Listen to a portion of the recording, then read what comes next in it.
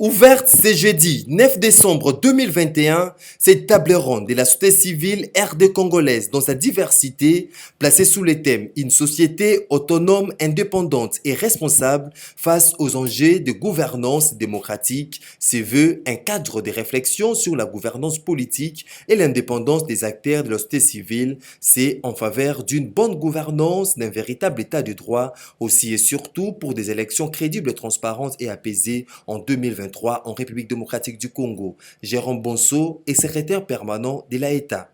Pourquoi l'indépendance? Nous voulons l'indépendance organique des organisations de la société civile. Nous voulons l'indépendance fonctionnelle des organisations de la société civile pour aboutir à une autonomie. Mais on ne peut pas y arriver, mais vite. Mais il faut de l'engagement.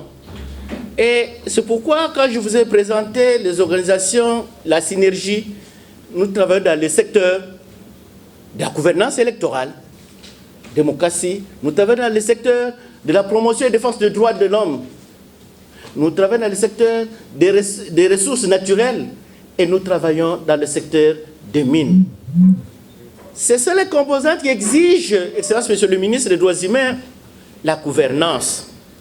Parce que la gouvernance en elle-même signifie le contrôle et l'exercice du pouvoir par tous. Prenant part à cette table ronde, le ministre des Droits humains, Fabrice Pouela, tout en saluant l'initiative de ces assises, estime qu'il y a plusieurs défis à relever, notamment celui de rendre évidente la démocratie. Ainsi appelle-t-il la société civile à être ouverte et responsable.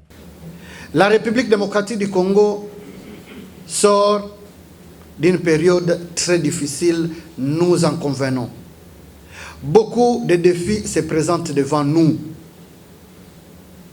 Rendre évidente la démocratie. Mon prédécesseur, l'ami, le secrétaire permanent, Jérôme Bonso l'a dit, ce n'est pas de manière anodine que la République démocratique du Congo, au milieu de plusieurs autres pays, a été choisie parmi les 17 rares qui vont participer aujourd'hui et demain à un forum virtuel présidé par le président américain Joe Biden. C'est parce qu'il y a des efforts qui sont fournis dans le domaine des droits de l'homme. Nous attendons ces inputs pour en faire une politique. Je sais que dans quelques jours ici, le président va s'adresser à la nation. Il ne manquera pas de faire état de la situation des droits de l'homme et des attentes de notre population et des défis qui se dressent devant nous. Les différentes interventions